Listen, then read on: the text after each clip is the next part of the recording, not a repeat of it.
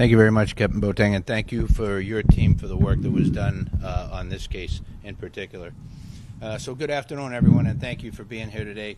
I want to recognize the outstanding work of LAPD's Commercial Crimes Division, Organized Retail and Cargo Theft Unit, as well as our partners at the Union Pacific Police Department and at the Los Angeles Port Police, all who are standing with us here today. On August 14th and 19th, detectives served 2 search warrants at businesses in Montebello and Huntington Park. The investigation targeted DJ General Tool and Wire, identified as a major storefront fencing operation. During the search, detectives recovered an estimated $4.5 million in stolen property. The merchandise included tools, appliances, e-bikes, and other items stolen from train and cargo shipments. Brands like Dyson, Milwaukee, DeWalt, and Makita. Much of this property was being resold through the storefront, which you see pictures of here today, and online via retail platforms. While the storefront appears legitimate, what you see here is millions of dollars in stolen goods, making them appear to the public as if they were legitimately sourced. I'm happy to share with you with the hard work of LAPD and our partner agencies. Not only has this stolen property been recovered, but key arrest has been made as well. Do-Jun Park, 41 years of age, of Montebello, who was operating these storefronts, was arrested and booked for receiving stolen property. With his arrest, we have stopped him from being able to profit off these stolen goods. It's also important to remember that cargo theft is not a victimless crime. It affects retailers, distributors, and ultimately all of us consumers. It's also important to remember that protecting the integrity of our supply chain is vital to public safety as well as the economic stability of Los Angeles. This investigation remains ongoing, and we anticipate additional arrests will be made. We're working with the Los Angeles County District Attorney's Office, and charges are pending. Anyone with information about organized cargo or retail theft is urged to contact LAPD or Crime Stoppers anonymously. Together, along with our federal, state, and local partners, we'll continue to hold criminals accountable and to protect our communities.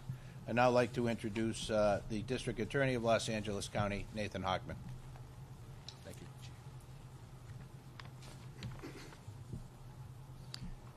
So I would like to amplify what actually has occurred today. We have taken down one of the major fencers involving in the cargo theft area, Do-Jun Park of Montebello. We are in the process of fully evaluating the crimes that he has committed, and we anticipate charges being brought against him in the not-so-distant future that will involve maximum sentences of years of state prison time. But what I wanted to emphasize was one of the things that Chief McDonald said, that cargo theft is not a victimless crime. While it might seem a little far away on a rail track, what is actually being stolen is stuff that is entering our commerce and affecting real businesses, real employees of those businesses. It is affecting the ability of Los Angeles County to be considered one of the best port cities for people bringing their goods into this country. We do not want anyone to question whether or not you can bring your goods into this country successfully through Los Angeles, just the opposite. We want to send the opposite message, that if you do bring your goods in through Los Angeles, they will be protected as they work their way from the port onto the trains, onto actual stores across this country. The LAPD did a fantastic job working with the Port Police and Union Pacific Police as well, and they should absolutely be commended. But I want to send an equally important message to the people in the entire vertical hierarchy of cargo theft. You will actually, whether you're the people who actually go out and steal these goods on the railroad lines or at the ports, we're going to come after you.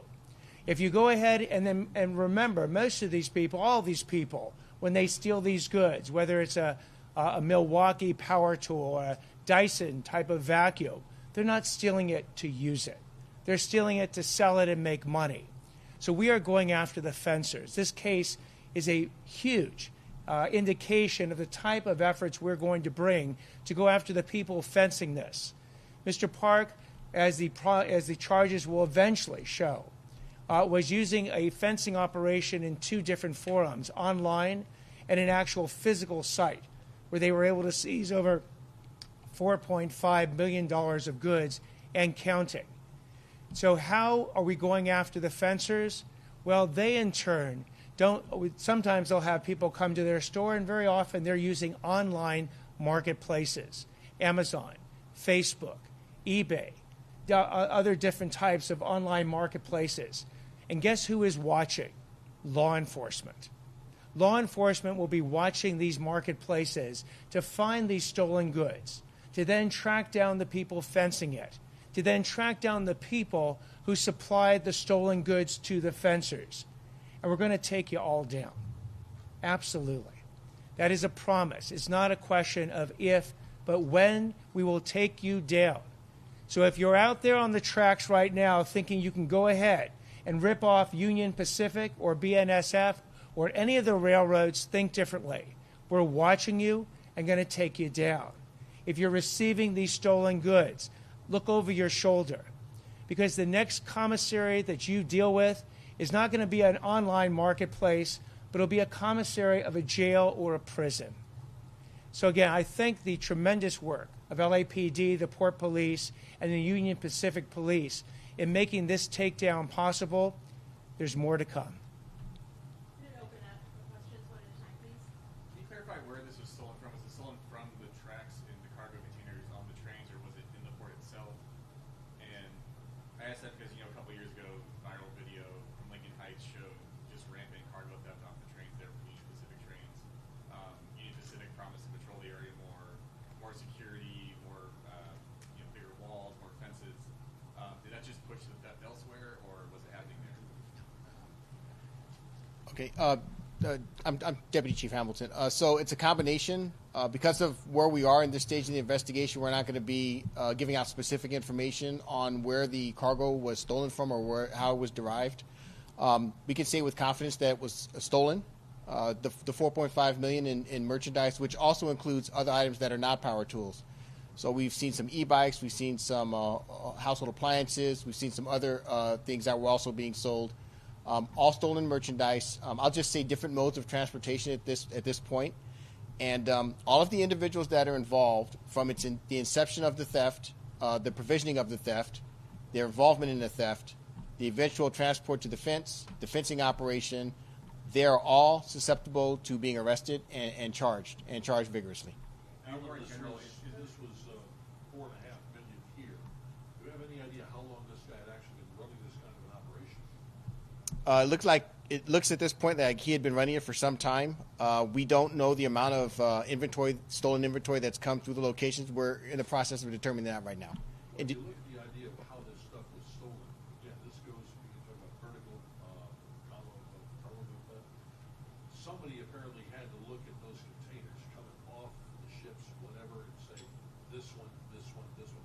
Are the efforts underway now to find the people on the inside who are marking these particular containers to where thieves would go on up there and say, we know this one's full of DeWalt, this one's full of Milwaukee tools? That's part of this investigation. I will say that we will follow up those leads as well when we determine that someone is involved in identifying a particular location of cargo, whether it's on the road or on a train. And when we establish that those individuals are involved in this process, they will be arrested too. Have you seen an improvement around the Union Pacific rail yard outside Lincoln Heights in the last couple of years? I'm gonna defer to Union Pacific Police for that. That was quite the big story at the time. Yes, Captain. Identify yourself. Yes, Captain Tony Paz with Union Pacific Rail Police. Yes, our efforts have given us tremendous improvement on the losses there in that area. But as you know, burglars are going to move to different locations. But yes, we've done major improvements that have benefited us for Union Pacific. Have you seen it move elsewhere? Pretty much everywhere where these guys can access some of the places to include warehouses and everything. Yes, it's moved. Chief, related to Union Pacific, I think might answer this one. Are you guys involved in any kind of ability with high tech to put, if you want to call it something similar to Apple iPods or other things within the cargo to track to make sure it gets there? And if it doesn't, that sets off alarm bells. This cargo may have been hit. We are, but I'd rather not say what exactly we're doing. We're going into sources of methods here. Yes, sir. How many of you, we got this one guy, do we have any idea how many other people have been arrested at this point where you've got a target list? Is it 10, There's a list that we're looking with the DA's office. Is this specific to Union Pacific? I know Union Pacific is here today, but BNSF also getting hit, or is it just Union Pacific? A little bit of everybody. How fast are they moving when they're getting this stuff? I mean, these are locked containers for the most part. How long from the time they decide we're going to hit this thing to the point where they get it and they get it out? Are they, what, teams of 5 or 10 people?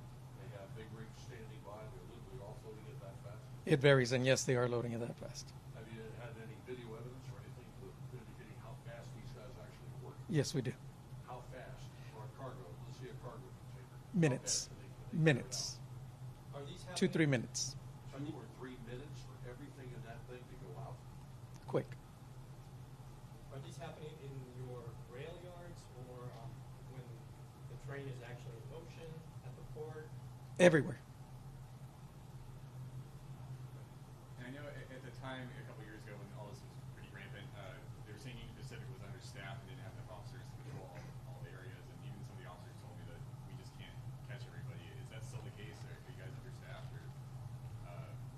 Or We bumped our numbers with police officers, but collaboration with LAPD, Port, BNSF, and Highway Patrol, we've made a huge dent on.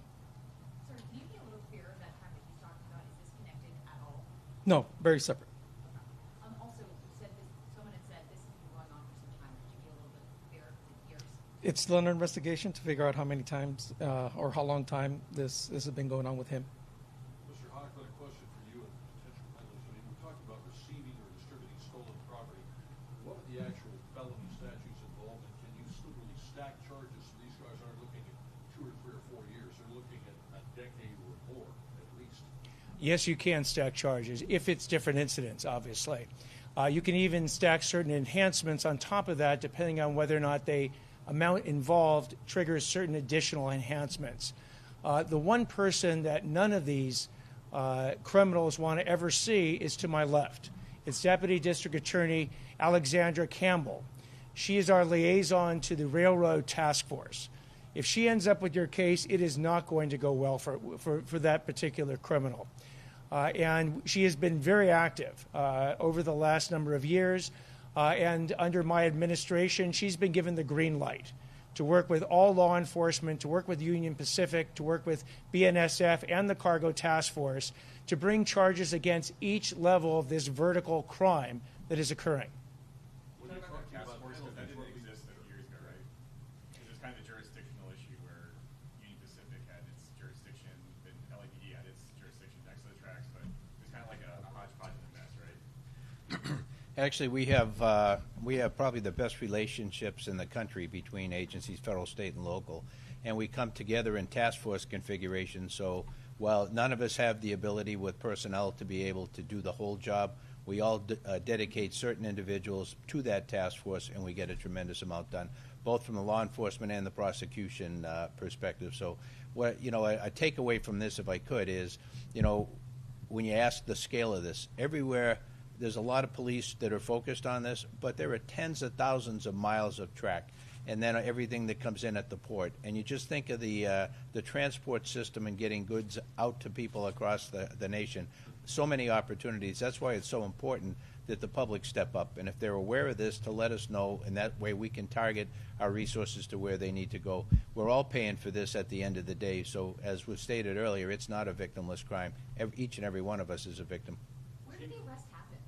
Sorry? Where did the arrest happen? Montebello? At one Yeah, of those- Montebello and Huntington Park. Yeah. Were there employees, other people working there at the time? You can take that. Yes, there was. We had a few employees working there, but the main culprit was the guy who we arrested, Dujon Park. Did you question any of the people in there They were questioned, yes. and let go? Yes, we let them go now, but they could be arrested at a further date. Captain, the online services that could sell these things, Amazon, things like that, you mentioned there's cooperation between them and your agencies. How is that working out at this point? Are they being seen as, okay, we're going to sell off of Amazon or whatever, and Amazon looks and says, wait a minute, the price here is too good. This stuff is obviously hot, and you guys immediately get a call? The online platforms have been we're working with them a lot, and sometimes on the online platforms, the prices are similar to what you see on regular online platforms. So where you see the discounts are at the regular stores where they're actually selling the stolen items at the regular stores, like in Montebello and in Huntington Park. So if you walked into this store, it'd be cheaper than going to Home Depot. Say it again? If you would have walked into this store, you would have seen prices much lower than Home Depot. Or Absolutely, absolutely. So which online platforms, like eBay, Opera? Well, we're working with all the online platforms, so I don't want to identify a specific online platform, but we're working with all of them. So these individuals involved with the theft and the fencing, are they all part of a transnational criminal group? Some of them are.